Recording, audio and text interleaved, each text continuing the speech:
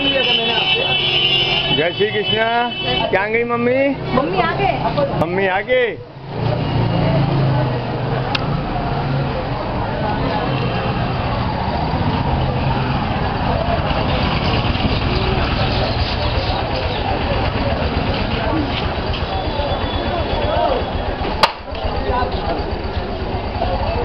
जय गोपाल। यमुना मैया गोवर्धन नाथ सदा जुगल जोड़ी बनी रहे, सदा आनंद होए, सदा आनंद होए। पहुंची गया। जय यमुना मैया सदा आनंद होए। चलो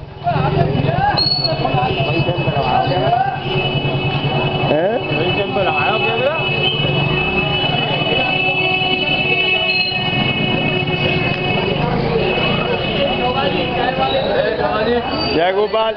फोटा लेके जाओ, बता आपका फोटा और आपका ये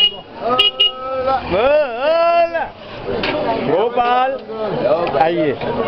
जय श्री कृष्णा। अभी एक बात बोलो, आपका क्या नाम है? मानसी। मानसी। व्रत 84 कोष की बहुत भारी तपस्या करके आप लौटी हैं, कृपया आप अपने अनुभव को व्यक्त करेंगी? अलौकिक अनुभव था। अलौकिक। आपको यात्रा कैसी लगी? बहुत अच्छी लगी। बहुत अच्छी लगी। अच्छा से मनोरंजन। चलने में भी? चलने में कोई दिक्कत नहीं है। कोई दिक्कत नहीं आई? कांटा नहीं लगा। एक भी कांटा नहीं लगा? एक भी कांटा नहीं लगा।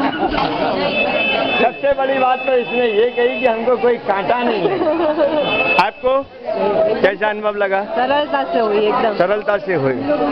अभी एक बात बोला है, हमने सेठ से बात की थी, आपसे भी करता है, ये यात्रा महंगी होनी चाहिए कि सस्ती होनी चाहिए?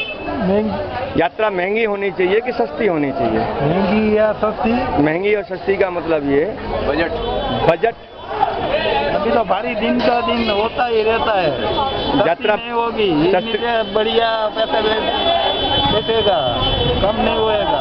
ये चौबाजी लोग की सभी लाव देखो, चौबाजी लाव लाव करता है, लेकिन उसके 5 दायरे होते हैं, 5 दायरे पे बोलता है।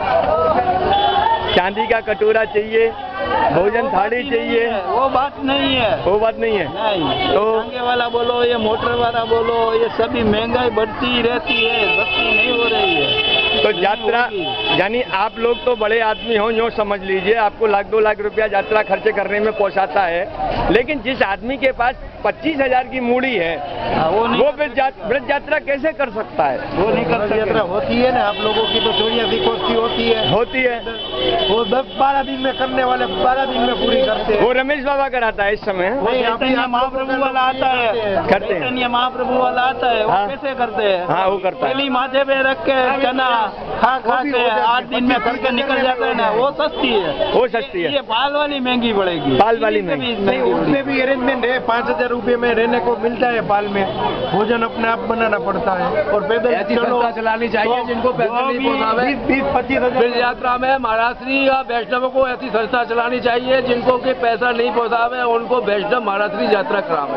मैं व्रत 84 कोष.com की तरफ से इस बात को उठा के चल रहा हूँ कि बाबा श्री हर साल यात्रा को आते हैं।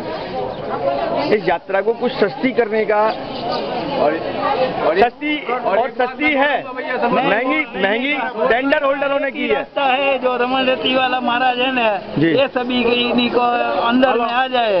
जो यात्रा सस्ती होगी, बड़ी सस्ती कोई नहीं मिलेगी। एक बात मैं बोलूँगा, ऐसी योजना हम और आप चलाना चाहते हैं कि व्रत 84 कोष के अंदर में जो यात्रा आता है, व्रत 84 कोष.com की तरफ से मैं ये चाहता हूँ कि ज्यादा से ज्यादा BBVIP आदमी को 25,000 में सुविधा मिलनी चाहिए। और एक बात मैं बोलना चाहता हूँ भैया, बोलिए। ये फिर 84 कोष का क्षेत्र और मारक और वल्लभों की बैठक, ये यहाँ पर जो है उनका जीर्णोद्धार और 84 कोष पर वैष्णवों को और वल्लभ बालकों को देखना चाहिए, जिससे कि यहाँ पर 5 से 35 साल से परंपरा चली आ रही है और वो आगे तक इस भूतल पर चलती रहे। अगर वो लोग ध्यान नहीं देंगे तो ये सब लुप्त हो जाएगा। जैसे बहुत तीर्थ लुप्त हो गए हैं, ये सुभाष चतुर्वेदी सही कहते हैं। सबसे पहले पाल की जमीन का इंतजाम होना चाहिए। नंबर 2, हर वन को बालक, एक बालक भी अगर एक वन को गोद लेता है तो सबरे समीकरण तीर्थों के बदल जाएंगे। वो एक ही बालक में ताकत है, वो रमन रेती वाला साधु बोला जाता है ना, वो ही कर सकेगा और किसी की केवल नहीं, किसी की नहीं है। नहीं है। आप अगर हम जैसे व्यक्ति अगर जाकर के अगर महाराजों से और उनसे मिलते हैं तो आप साथ में होगे, लेकिन तो भी नहीं होता। नहीं रमन रेती वाला महाराज कर सकता है, सभी जगह मुफ्त दे सकता है, इन्हीं की सिक्योरिटी दे सकता है, वो खाना दे सकता है, इन्हीं के पास भंडोल की बात नहीं है, इन्हीं की वो ताकत है। ये देसी बाबा के लिए ध्यान आकर्षित कर रहे हैं वैष्णव के श्री रमल रेती में जो विद्यमान है काशनी जी महाराज, ये उनकी तरफ अपना ध्यान आकर्षित कराना चाहते हैं कि वो रमन रेती वाले बाबा अगर इस ओर ध्यान देते हैं तो इस चीजों में बदलाव और परिवर्तन देखने को मिल सकता है, मिल सकेगा। मैं शुभकामनाओं के साथ में आपको धन्यवाद देता हूं कि आपने अपने विचार brij84.com को दिए और ऐसा होना चाहिए। मैं भी इस यात्रा को सस्ती कराने के मूड में हूं। एकदम